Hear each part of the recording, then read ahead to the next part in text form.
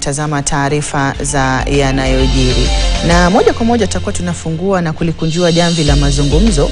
Tukiwa tunaangazia fidia kwa waathiriwa wa dhulma, hususan dhulma za kijinsia na vile vile pia ukatili unaotekelezwa na maafisa wa usalama, nyakati ambazo mara nyingi kunakuwa na mtafaruku katika taifa, iwapo ni baada ya uchaguzi, na pia vile vile wakati ambapo labda kwa sababu moja au nyingine kunaendelezwa maandamano, na nyakati kadha wa kadha ambazo tutakuwa tunazijadili hapa zinazotengeneza mazingira aina hiyo. Studioni namhusisha Christina Lai ambaye ni wakili anayetetea haki za kibinadamu. Atakuwa anatueleza kwa kina ni yapi ambayo unapodhulumiwa unahitaji kuwa nayo ili kukuwezesha kushinda kesi ukiwa mahakamani, na ni yapi ambayo anafaa kufuata iwapo wewe ulidhulumiwa na umefika mahakamani, umeshinda kesi na umeweza kupewa ile fidia na mahakama, na ni kipi ambacho kinahitaji kufuata, licha kwamba kuna malimbikizi mengi tu ya fidia ambayo bado yamesalia kutolipwa kutoka kwa serikali kwa waathiriwa wa dhulma. Pia nimeungana na Elizabeth Atieno ambaye ni mwathiriwa wa dhulma aina hizo, na pia sasa hivi amekuwa ni miongoni mwa mashujaa ambao wanaendelea kutetea watu hususan wanawake dhidi ya dhulma aina hiyo wakati ama nyakati ambazo tumezitaja. Karibuni studio. Asante sana. Naam, tukianza na Christine upande huko wa mwisho, ni mazingira yapi ambayo hutengeneza hatari za kuwepo kwa kukiukwa kwa haki na pia kuchipuka kwa dhulma, iwepo ni za kijinsia, iwepo ni ukatili unaotekelezwa na maafisa wa usalama na vitengo tu vingine ambavyo vinahusisha masuala ya dhulma za kijinsia na ukiukaji wa haki za kibinadamu? Shukrani, asante sana. Nimefurahi kuwa nanyi siku ya leo. Katika nchi yetu tumeona kuwa dhulma zinatendeka katika mikakati tofauti. Kwanza kabisa ni vizuri tukumbuke ya kwamba hata leo ninatumaini ya kwamba katika ripoti zenu mmekuwa mkiangazia dhulma za kijinsia kila siku. Kwa hivyo katika jamii, kwanza kabisa tuko na shida ya attitudes. Tuseme ya kwamba unaona ya kwamba wasichana wanauliwa kila siku. Tumekuwa tukiangazia hizi katika ripoti. Kuna ubakaji, kuna domestic violence, tuko na dhulma za kijinsia kila siku. Lakini wakati ambapo tuko na ghasia za kisiasa kama vile ambavyo tumeona wakati wa post election 2007, tukafuatia tena 2017, 2022 wakati wa protests, hizi environment zinachangia kwa nafasi za dhulma za kijinsia kutendeka hata zaidi. Na wakati wa ghasia kama hizi tunaona ya kwamba sio tu dhulma za kila siku, tunaona ya kwamba dhulma za aina kadhaa zinatendeka zaidi. Kwa mfano, dhulma ambazo zinafanywa na maafisa wa polisi katika hizo ghasia ambazo maafisa wametumwa ili waweze kulinda wananchi, hao wenyewe wanageuka wanakuwa wao ambao dhulumu wananchi. Na pia tunaona kunaongezeka dhulma za gang rapes, ubakaji wa zaidi ya wahalifu 1, 2, 3, 4. Na kando ya haya tunaona kwamba waathiriwa wanapata changamoto nyingi sana za kuripoti hizi dhulma, kwa vile katika mikakati haya tunaona ya kwamba usalama umedhoofika.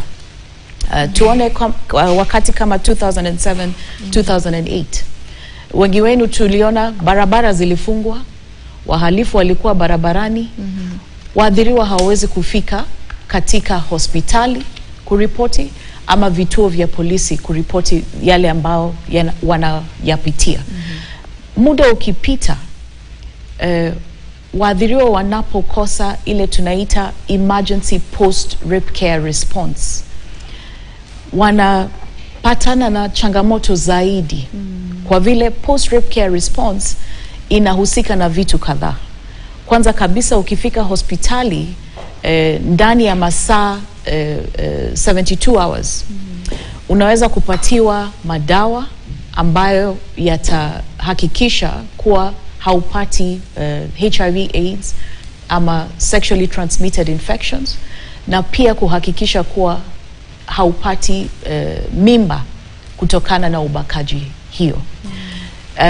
Utasikiza story ya Elizabeth kwa mfano, lakini kuna wengi zaidi ambao hawakuweza kufika hospitalini katika wakati ambayo inafaa.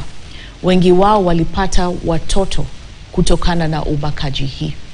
Wengi wao wengine wamepata magonjwa mengi ambayo yangeweza kuzuiliwa ikiwa wangeweza kufika hospitali ndani ya masaa 72.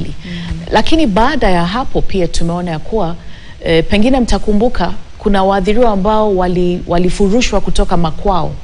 Tuliona serikali ikiweka hatua za kuwanakili, kuwatafuta, kuwaweka mahali pengine. Wengine walipewa malipo ya different amounts. Lakini hawa wadhulumiwa wa kijinsia hadi leo, miaka 17 ambazo zimepita, serikali haijaweka mikakati ya kuwatafuta ni kina nani hao, wako wapi, mahitaji yao ni gani. Na hiyo inatokana kwa upande mawili. Ya kwanza ni hii ukashifu wa kijamii ambao tunaita stigma. Dhulma za kijinsia zinakuja na ukashifu wa jamii.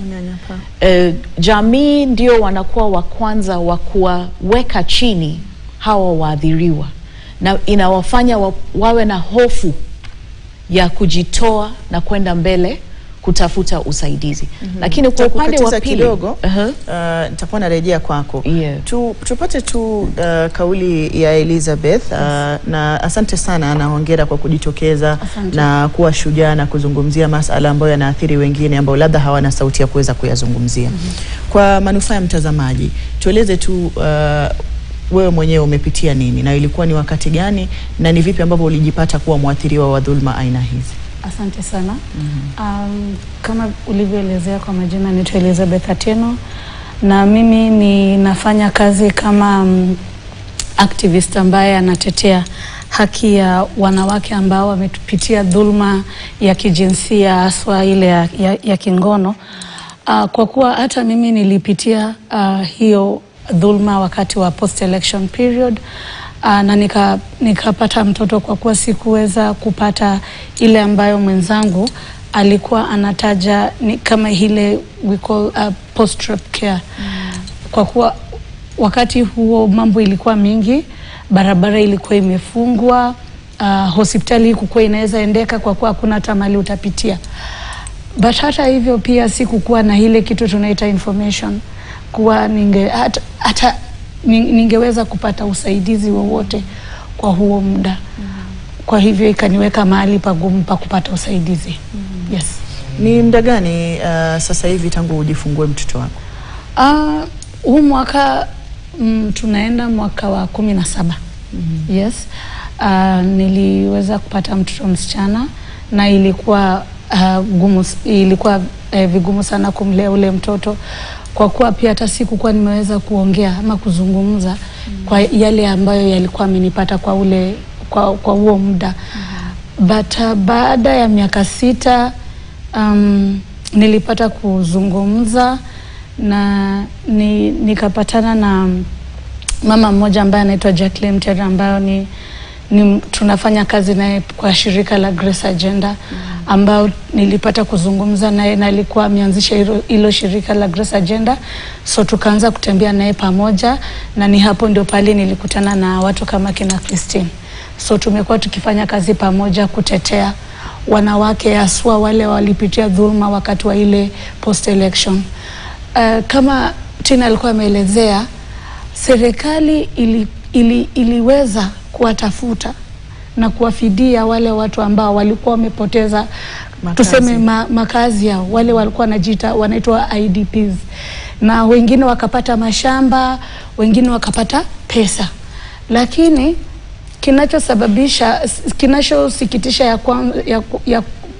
kinachosikitisha zaidi ni kuwa serikali ijai kukua hata na ile tunasema acknowledgement, ama hata kukubali kuwa indeed kuna wale wanawake ambao walibakwa ule wakati na wakaumia na wanahitaji usaidizi. Serikali ijai kuwa na wazo la kuwafidia ama kuwasaidia waathiriwa wa ubakaji. Hiyo inaonyesha nini? Hiyo inaonyesha kuwa serikali inaweza kukua hata pengine yamini kuna kitu tunaita rape, kwa kusema ukweli, because if it has never even acknowledged that indeed kuna wanawake ambao walipitia dhulma na wanahitaji usaidizi venye walipatiana usaidizi kwa wale IDPs. Hiyo it speaks volume about what the government thinks or what the thoughts of government on sexual gender-based violence. Na hata tukakuwa na ile tume ya TJRC ambayo ilikuja kama it was an outcome of the ile discussions zenye zilikuwa kabla ya makubaliano. Wakasema tutahitaji a new constitution, tutahitaji tume ambalo litaangalia dhulma zenye watu wamepitia hapa Kenya, na TJRC ikatoa ripoti nzuri sana na ikapeana mapendekezo yake. Mpaka muda huu tujaiona kitu yoyote ikifanyika. You know, tunakumbuka our former president alipatiana, alisema ameomba msamaha na akapatiana 10 billion fund ambaye hatukuwa iona. Mashirika ambazo zisizo za kiserikali ambazo zinatetea haki za kibinadamu ndio mashirika ambayo yamekuwa yakiangalia jinsi ambavyo wanawake hawa wanaweza saidika. Yet it is the duty of the government, si duty ya kama shirika kama Utu Wetu ambayo inaongozwa na Tina, si duty ya kama Grace Agenda ambayo inaongozwa na Jacqueline Mtere ama mashirika mengine ambayo tumekuwa tukifanya nayo kazi. Ni wajibu wa serikali kuangalia kuwa inashughulikia na kufidia ile ambayo tunaita reparation, kufidia wale wathulumiwa wa haki za kibinadamu.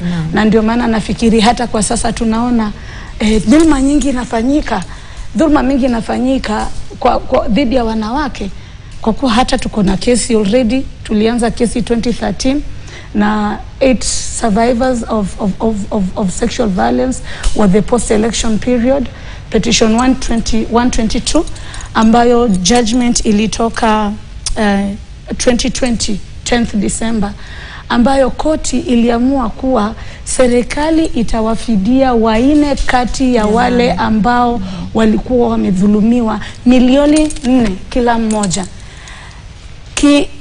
Surprisingly, kabla usiku saa 6 ifike, serikali ilikuwa imeappeal ile judgment. Now that tells you kuwa hatuko kwa mikono sawa. Kama mtu ambaye nimepitia dhulma kama zile, mimi naweza sema hatuko kwa mikono sawa. Yes. Naam, pole sana Elizabeth, na hongera pia kwa kuweza kufika ama kupiga hatua ambazo umepiga na pia kuwasaidia wanawake wengine kuwa na sauti. Christine, tukizungumzia hatua ya kupata haki, kwa sababu tunajua kwamba unapopitia dhulma kama ulivyotaja, iwapo ni ubakaji, kuna yale masaa 72 ambayo unahitaji kufika kwenye kituo cha afya ili kupata kwanza usaidizi wa kiafya na huduma za afya, na baadaye pia kuweza kupata kile ambacho tunasema ni ushahidi ambao utakuweza kukusaidia katika mahakama ama kotini kuweza kuendeleza kesi. Lakini mchakato mzima wa kupiga ripoti na pia kuweza kuwa na vigezo muhimu ama vinavyohitajika vya kufungua mashtaka, unakuwaje kuwaje? Ni muhimu kwanza tukumbuke ya kwamba hii mikakati yote imewekwa katika sheria yetu. Sheria ya kuu kabisa, katiba yetu. Ukiangalia sura ya 4 ambayo ni sheria ya haki za kibinadamu, imeeleza wazi jukumu za serikali. Na jukumu hizi zinajumuika, tunaweza kusema mara 5. Ya kwanza kabisa, serikali liko na jukumu la kuzuia dhulma hiyo kutotendeka kwanza kabisa.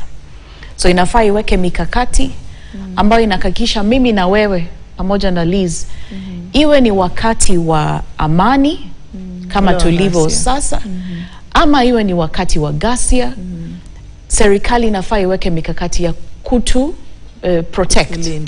kutulinda sisi kutokana na dhulma hizo.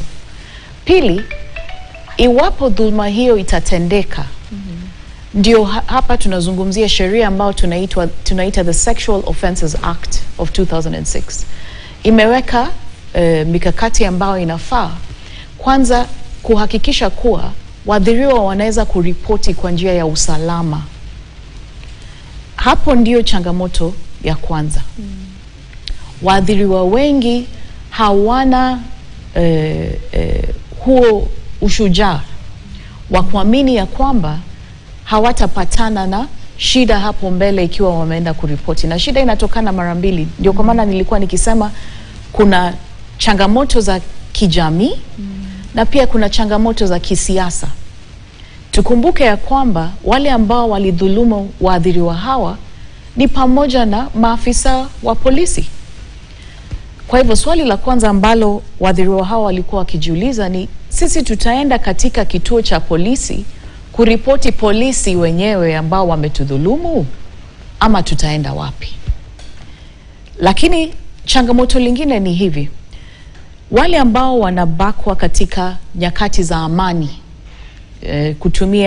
kutofautisha na nyakati za ghasia kama za kisiasa, pengine huwa wanaweza kuenda kwa wakati ambao inafaa, na evidence ambayo inaweza kuchukuliwa ni pamoja na vitu kama vaginal swab.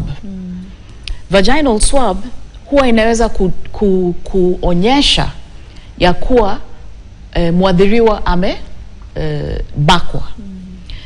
Pengine yale ambayo yanapatikana katika hiyo evidence inaweza kulinganisha hiyo evidence na mhalifu.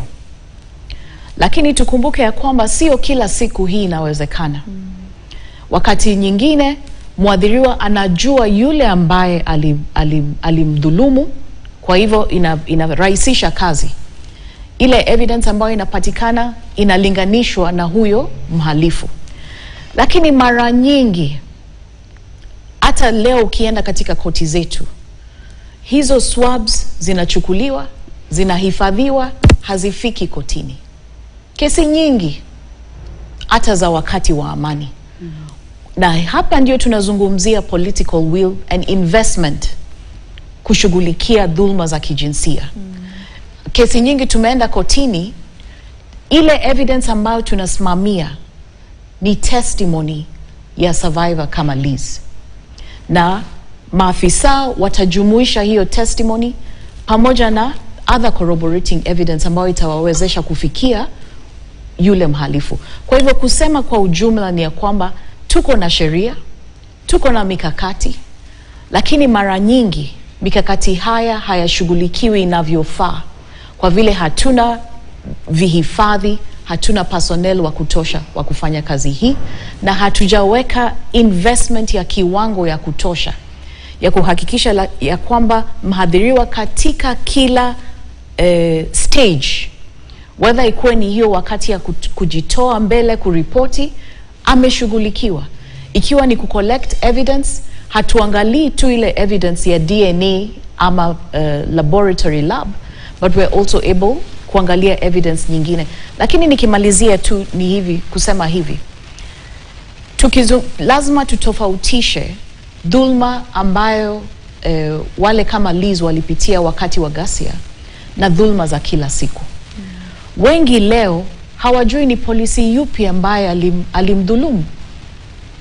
Sasa tutamwendea nani? Na ndio kwa maana leo, baada ya kesi ya petition 122, hatukusimamia hapo kama nchi. 2017 natarajia mmesikia kesi ya Baby Pendo ambayo ilikuwa kule Nyalenda.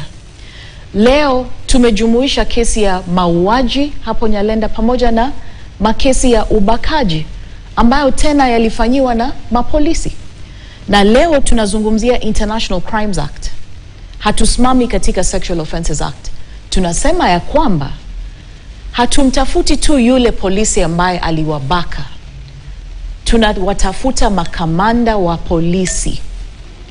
Hivi leo tuko na kesi ya Baby Pendo, imesimamia makamanda 12. Na tunasema ya kwamba kama makamanda hawataweza kusimamia maafisa wao, kuzuia wasiwe wadhulumu wananchi wakati ambapo wanafaa kuwa wanawatunza, basi makamanda hao ndio tutakuwa tunawaendea mbele na kusema mlikiuka jukumu lenu la kuhakikisha kuwa wananchi wamelindwa.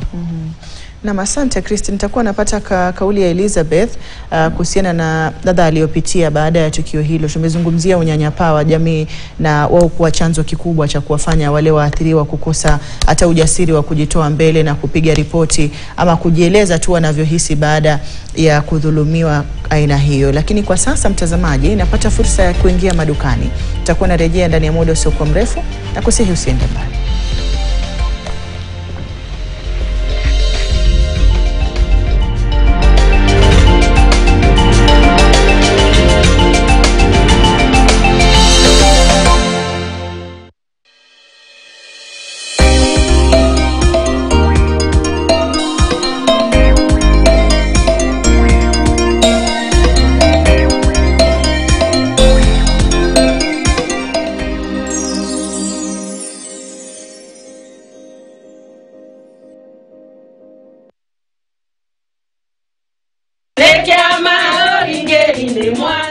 Kwa majina naitwa Nancy, mimi nimetoka Meru, Kikumene.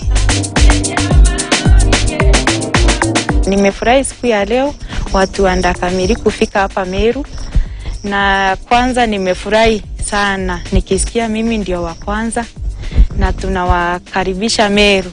Nimeshinda 100,000 na sikuwa nimetarajia, lakini ninaambia Mungu asante sababu nitawekeza kwa kazi zangu. Mimi ni mwanabiashara na ile itabaki nitafanya nayo maneno ingine.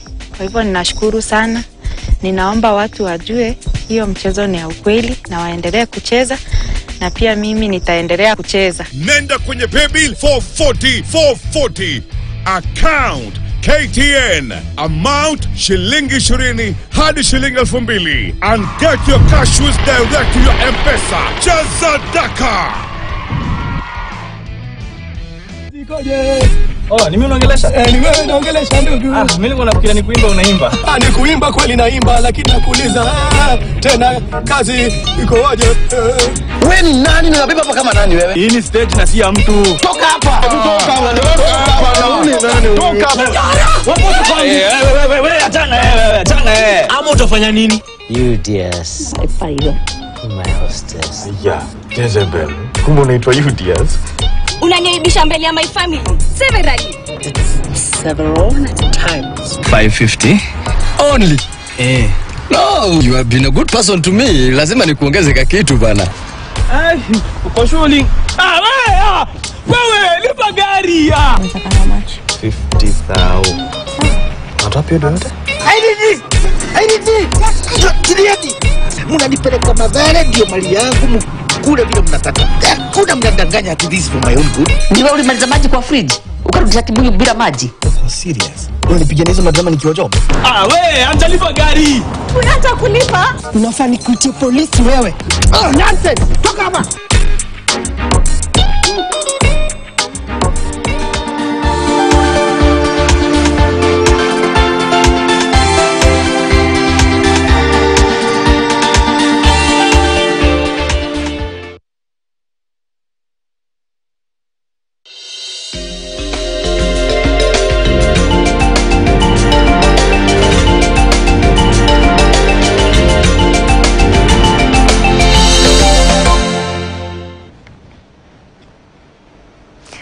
Mtazamaji, karibu tena na shukrani kwa kuendelea kusalia nami. Unaendelea kutazama taarifa za yanayojiri, na tunaendeleza mazungumzo tukiangazia tu hatua ya kufidiwa kwa wale waathiriwa wa dhulma, tukiangazia waathiriwa wa dhulma za kijinsia, aidha nyakati za ghasia za kisiasa, iwepo ni baada ya uchaguzi mkuu ama nyakati za maandamano kama tuliyoshuhudia mwaka jana, mwanzoni mwa mwaka jana, maandamano ya kile kizazi cha Gen Z na maandamano mengineyo ambayo hutokea na kusababisha mazingira ya kuwepo kwa dhulma aina hiyo. Tukiwa tunaangazia pia vile vile tu nafasi ambayo imetengenezwa na asasi za usalama ya uwezo wa kupiga ripoti kwa wale waathiriwa, iwepo ni waathiriwa ambao wamepitia dhulma za kingono na kunajisiwa wakati wa ghasia aina hizo za kisiasa, ama labda tu wakati ambapo taifa linapitia kipindi fulani.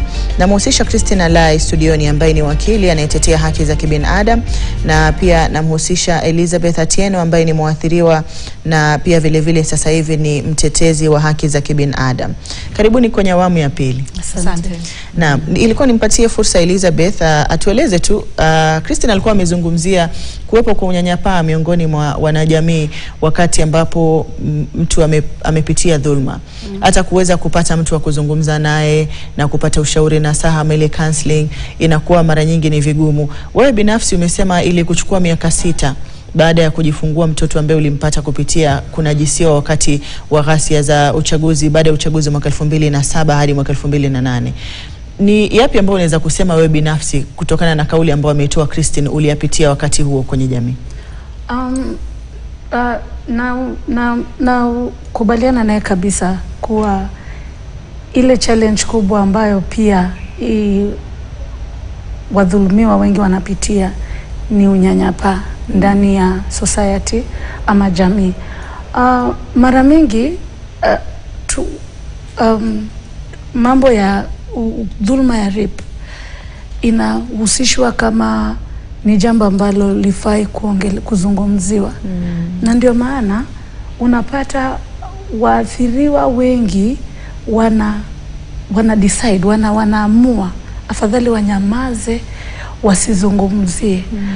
Unapata ni rahisi sana mtu akiibiwa kitu kama televisheni, ameibiwa gari, atajitokeza aseme. Lakini ama tuseme mtu kama ameuawa kwa familia, ni rahisi sana watu hata familia jitokeze seme jamaa yetu fulani aliuawa. Lakini ni ngumu sana familia kusema tuna mtu kwa jamii yetu ambaye amebakwa. Hii ndio yale mambo ambayo inafanya hata kuaccess ile justice inakuwa ngumu kwa ule mwathiriwa. Acha tusiende mbali.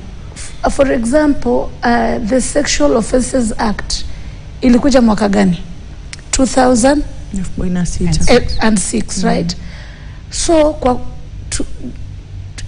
zile miaka zingine rape was not a crime. Haikukuwa makosa. Kwa kuwa ilikuwa inaangaliwa ni kama si jambo ambalo linaweza pengine jambo ambalo linaweza umiza mtu. Lakini wacha niseme hivi, ubakaji ni mojawapo ya dhulma ya kikatili kabisa ambaye mwanadamu yoyote anaweza kupitia. Mara mingi ubakaji inatumika kama silaha wakati wa emergency ama wakati wa hali ya taharuki mahali fulani. Na hii inatumika kwa nini? Because ule mtu ambaye anataka wale watu tuseme mara mingi tunaona kama wakati wa post election zile jamaa ama zile kwa kuwa ilikuwa vita vya kikabila, kabila fulani ilikuwa inaona tukienda pale tubake wale wanawake wao tutakuwa tumewadhulumu kabisa. Hata ule perpetrator anajua vizuri sana kuwa hakuna mtu yoyote, hata si wanawake pekee yake, hakuna mtu yoyote ambaye anaweza taka kudhulumiwa kwa njia ya ubakaji. Pia naweza sema the sensitivity of sexual violence inaweza kukua, ndio maana hata serikali yetu haiwezi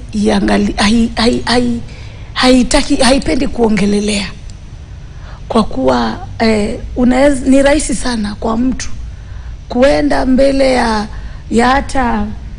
hata tuseme mwanasiasa na mwambie niliibiwa shamba, lakini itamchukua mtu a lot of courage kuenda mbele ya mwanasiasa na kumwambia nilidhulumiwa kingono na mimi nataka haki.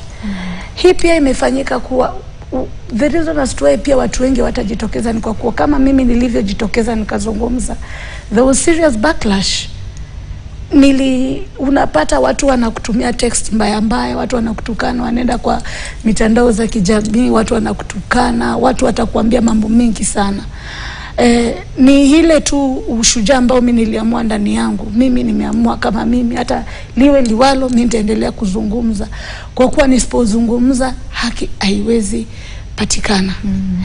Nadhani naweza sema ni serikali itaanza kuongoza kwanza kwa kuweka mambo ya ubakaji kwa hali ile ambayo tunaweza sema itatoa unyanyapaa. Kwanza serikali ikianza na kuaddress issues of sexual violence of the post-election period, by now kuanza kuangalia na kuwafidia. Wakati serikali itaanza kuzungumza na kuanza kuwatafuta na kuangalia wale manusura wa ubakaji wa mwaka ule, itakuwa nzuri. Tumekuwa tukiona the GBV working group ikiwaita wale ambao wanaitwa stakeholders kuwasilisha maoni yao mbele ya tume ile. Sisi kama wadhulumiwa wa kingono tumesubiri kuitwa mpaka sasa na tujaona tukiitwa, and that is we call, hiyo ndio ile tume ambayo imewekwa na rais iangalie issues concerning sexual violence. Lakini kama sasa tume yenyewe inaweza kuwa hata kushirikiana na waathiriwa wa ubakaji ni ngumu, itafanya kazi aje? Naam, tumezungumzia swala la kuchukua kwa muda kupatikana kwa fidia, ambayo licha ya wale ambao hushindwa kufika mahakamani, kuna kesi ambazo hufika mahakamani na kushinda na fidia kutolewa. Lakini sio waathiriwa wa dhulma za kingono pekee ambao utapata wanakosa kupewa fidia hiyo. Kwa jumla tu wadhulumiwa ama waathiriwa wa haki za kibinadamu wanakosa kufidiwa. Sijui unaweza kuzungumziaje sababu ya masuala kama hayo, na labda ukiangalia ripoti na kitengo ambacho kinahusika na masuala ya fidia, na hata labda kile kiwango cha fedha ambacho kinawasilishwa pale kila mwaka wa kifedha, kuna nia ya kutaka kuwafidia ama changamoto inakuwa ni gani, Christine? Asante. Nafikiri kuwa changamoto kubwa zaidi ni tofauti kati ya matamshi ya wanasiasa na yale yaliyoko katika sheria. Ikiwa tunaweza kuweka nafasi ya mbele utekelezaji ya yale ambayo yako katika katiba yetu na katika sheria zetu, tutakuwa nafasi nzuri zaidi. Na pengine nikigusia tu kesi hii ambayo iko kotini, at the center of it, katika uko wake ni jambo hili la fidia, na kukumbusha serikali ya kwamba wadhulumiwa wako na haki ambao imewekwa katika katiba yetu. Na ndio kwa maana nilikuwa nikisema hii sio ombi. Waathiriwa hawaombi serikali, wanasema tekeleza yale ambayo yako katika katiba yetu. Hawa waathiriwa 8 ambao walileta kesi hii kotini mwaka wa 2013 wametembea safari kuanzia 2013 hadi wa leo, wakitafuta nini? Serikali iweze kutekeleza jukumu lake. Na kumbuka tunasema kwamba tukizungumzia ukarabati wa wadhulumiwa, hatuzungumzi tu fidia ya ulipaji wa pesa. Tunazungumza a holistic view. Na katika kesi hii petition 122, hawa 8 hawakuwa wanaomba tu ombi lao wenyewe, wanazungumzia pia wale wote wengi ambao wako kule nje hawako kotini. Tukijikumbusha tume la Waki, the Waki Commission, ili nakili waathiriwa wa kijinsia zaidi ya 900. Tukatoka hapo tukaenda kwa lile tume la Truth, Justice and Reconciliation, limenakili maelfu ya wadhulumiwa, maelfu. Sasa swali ambalo tunauliza katika kesi hii ni kama serikali yenyewe haikuzuia ghasia na dhulma. Hata baada ya ghasia na dhulma wamezidi kutekeleza jukumu lao kuwatafuta ama kupatia nafasi ya hawa wadhulumiwa kuja mbele ili waweze kupata ukarabati.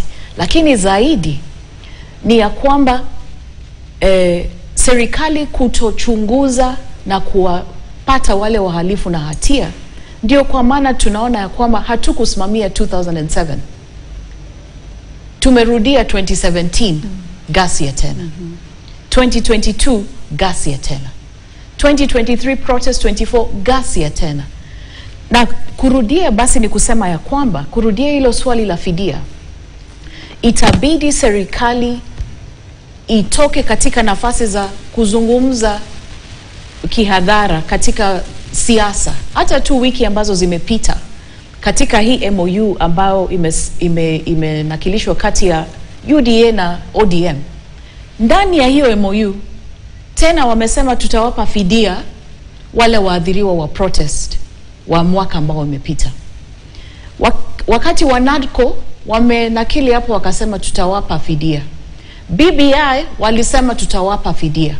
2015 wakati ambazo kesi za ICC zilikuwa zinaangushwa, rais wa hapo awali, Rais Uhuru Kenyatta akakuja katika parliament akasema leo na direct treasury aweze kuweka kando shilingi bilioni 10 ya kukarabati waathiriwa. Hadi wa leo hawajaona pesa hizi.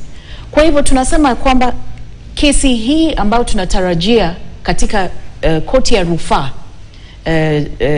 judgment inakuja hii Friday, tunatarajia koti itasema kwa sauti ya a clear voice kukumbusha serikali ya kwamba lina jukumu la kuweka katika bajeti yao pesa ambazo zitaweza kuwakarabati wadhulumiwa, na sio tu kuwapa fidia, ni kuhakikisha kuwa wale kama Liz ambao walipata watoto kutokana na dhulma hizi, watoto hawa pamoja na waathiriwa wameshughulikiwa. Hadi wa leo tumezungumzia wale ambao wana magonjwa hawajawahi kupata matibabu.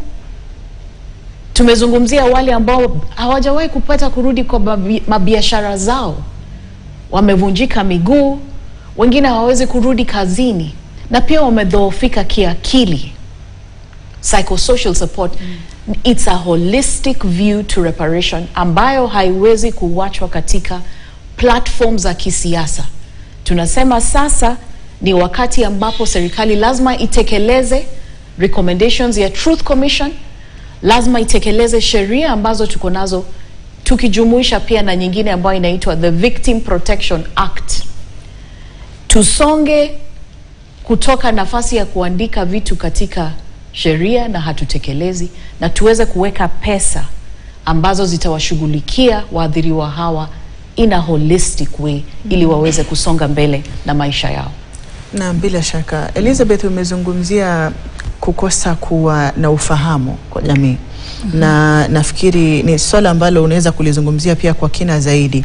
Tukiangalia mitandao ya kijamii sasa hivi inatumika kwa mambo mengi, vijana kueleza hisia zao. Ni yapi ambayo ungesema ni muhimu yatiliwe mkazo katika kwanza kutoa taka za masikio jamii kuhusiana na kutoa ule unyanyapaa kwa waathiriwa wa dhulma za kingono, na kuwepo kwa uwezo wa kuwa na sauti moja na kuwapatia sauti wale ambao bado wanahisi wanauoga na bado zile wamepata labda msongo wa mawazo kupitia dhulma hizo? Vipi ambavyo tunaweza kutumia mtandao na kwa jumla kutoa hii hamasa ifike zaidi mbali kwa wengi katika jamii kuweza kuikumbatia dhana ya kutotia unyanyapaa katika swala hili? Asante sana kwa hilo swali. Nadhani tunaweza fanya mengi sana kwa huu muda. Kwa kuwa ukiangalia sasa tuko na mitandao ya kijamii mingi sana. Tuko na Facebook, Twitter, tuko na Instagram, TikTok, tuko na platforms mingi sana ambayo tunaweza tumia.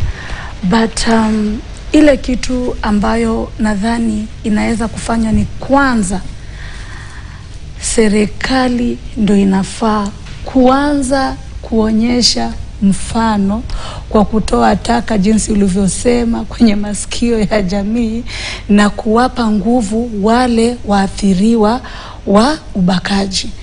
Mbona nasema hivi? Nasema hivi kwa kuwa mara mingi hata serikali kama nilivyosema awali na mwenzangu pia amesema imeshindwa kutekeleza sheria, especially ikifika kwa cases za ubakaji. Ni kwa nini? Ni kwa ajili hata mimi naaminingi hiyo serikali inaona hitaki kujihusisha sana na mambo ya ubakaji. Na kama serikali yenyewe isipochukua usukani na kuonyesha jamii, kwa kuwa serikali ndio kama mzazi wa nchi, sio? Kwa hivyo ule mwananchi wa kawaida anaangalia mfano kule juu, anaona serikali inaongelelea, inawapatia nguvu wale waathiriwa wa ubakaji, hata ule mwananchi wa chini will follow suit. But kama serikali ndio ya kwanza ambayo inaongoza kwa kuendelea kutekeleza dhulma, inakuwa vigumu kidogo.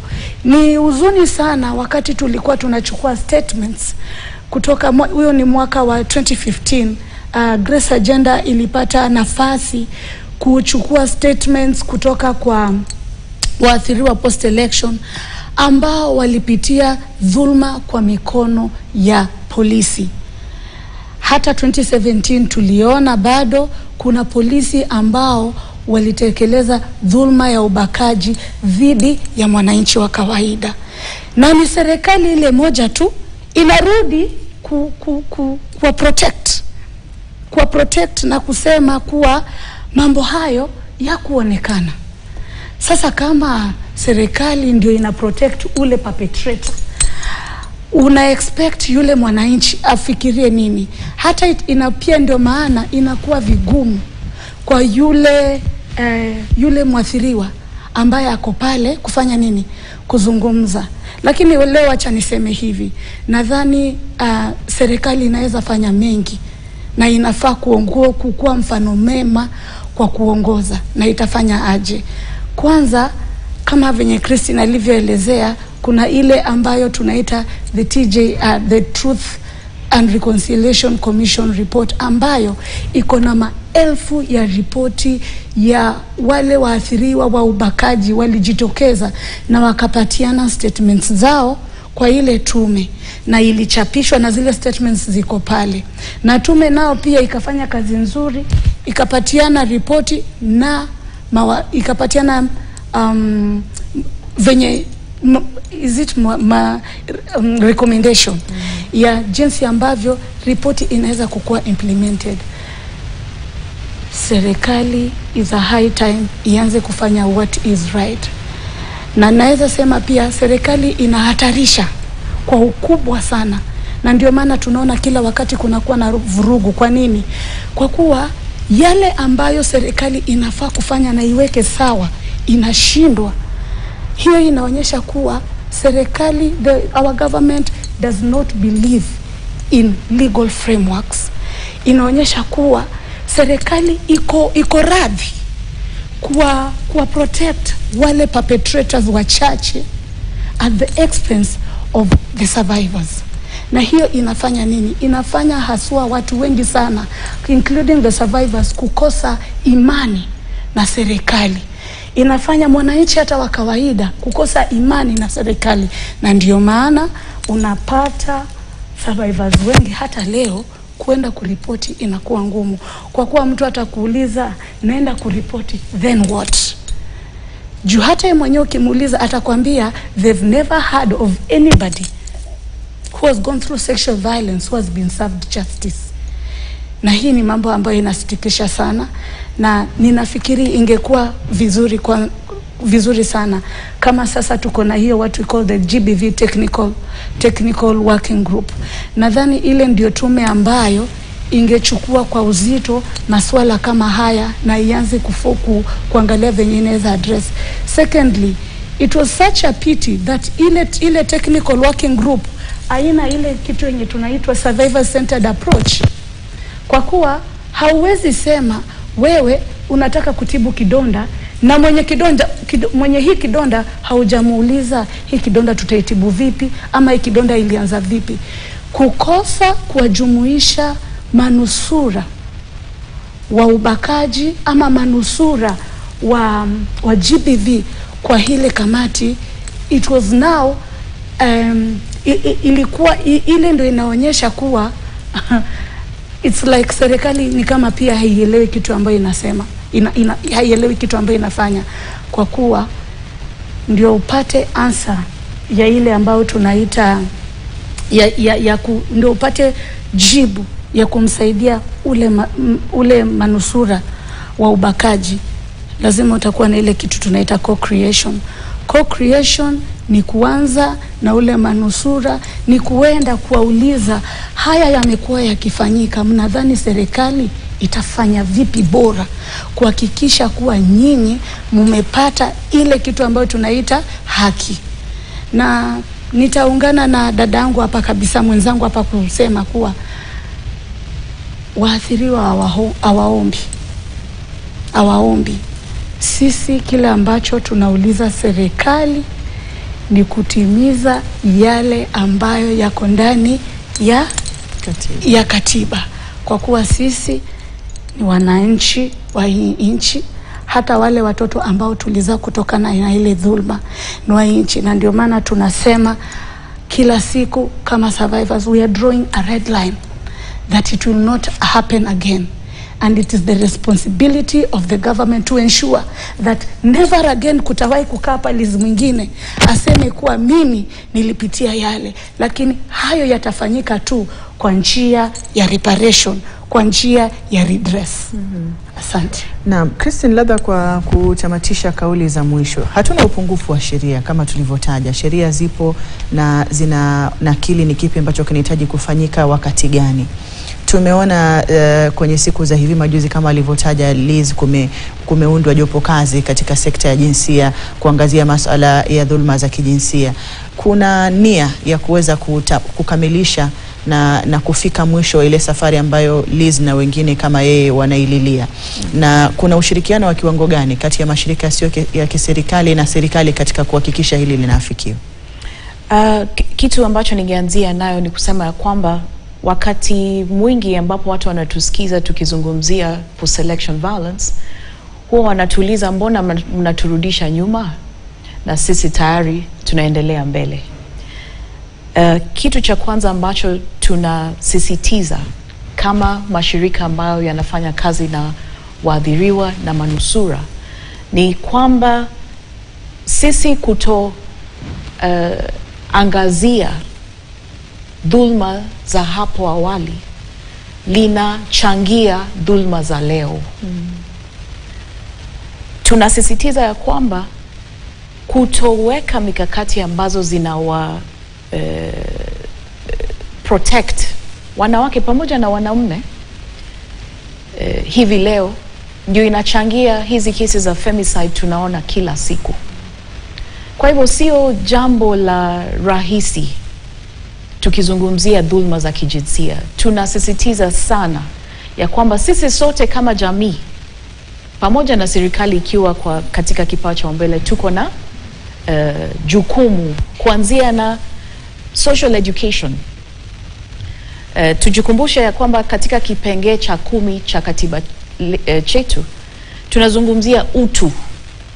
Kila binadamu, mwanamume, mwanamke ako na utu. Waathiriwa hawa wako na utu. Kwa hivyo sisi safari ambao tunasafiri na hawa waathiriwa kutoka kesi ya 2013 hatusimami.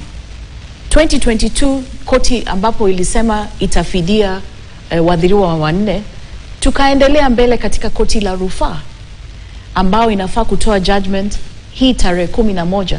Tunatarajia ya kwamba koti itasimama na sisi kusema ya kwamba serikali liko na jukumu kwa waathiriwa ambao wamedhulumiwa na maafisa wa polisi pamoja na wananchi.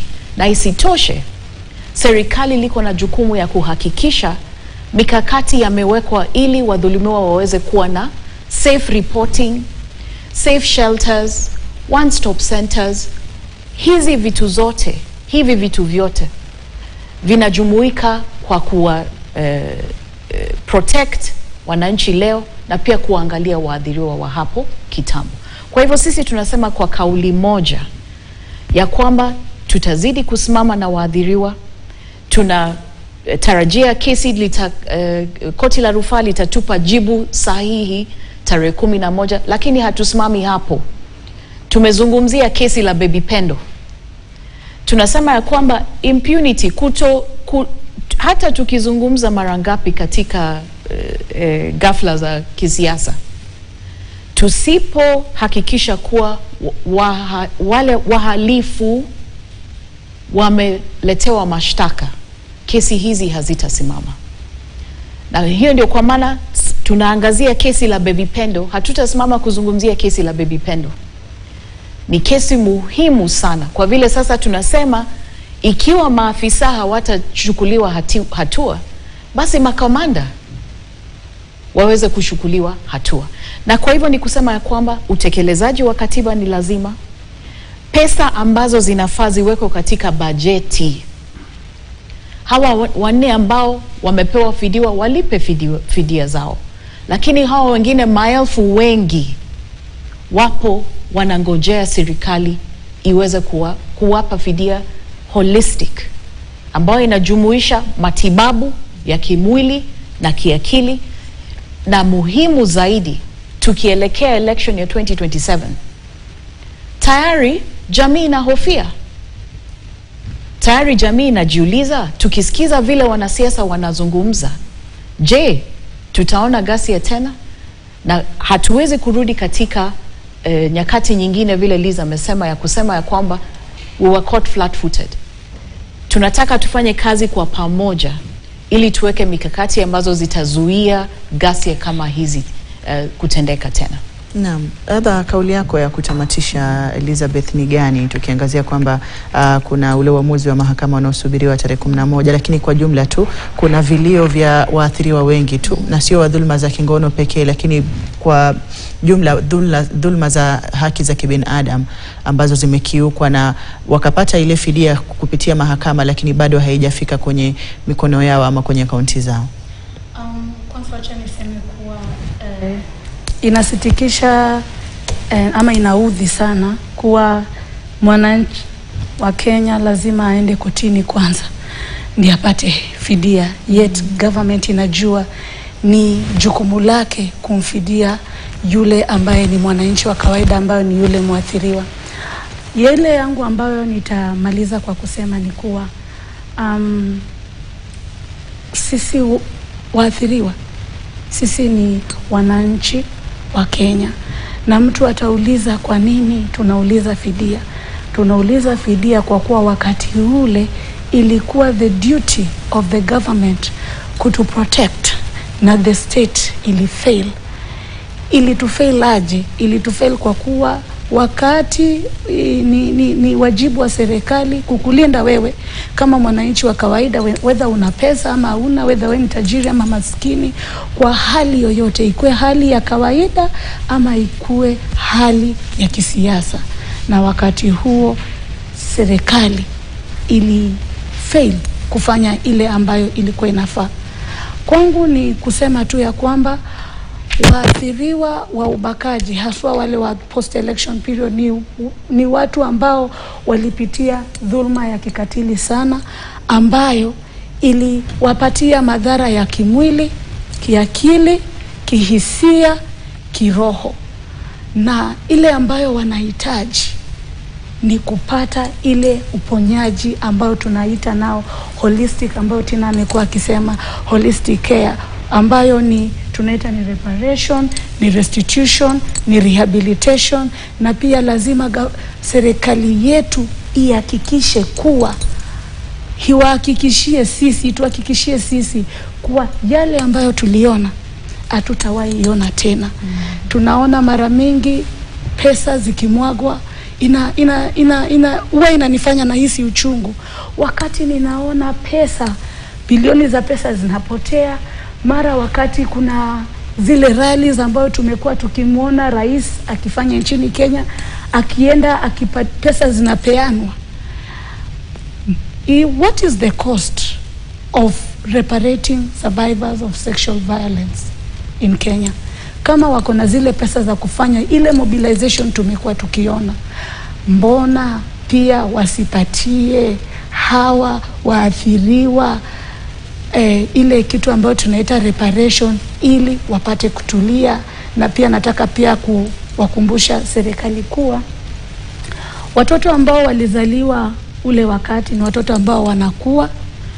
Mimi nitakuwa na msichana atakuwa mpiga kura 2027, na wale watoto wanajua dhulma ambao sisi kama mama zao, sisi wazazi wao tulipitia. Ni vizuri serikali ianze kufikiria mara mbili. Asante.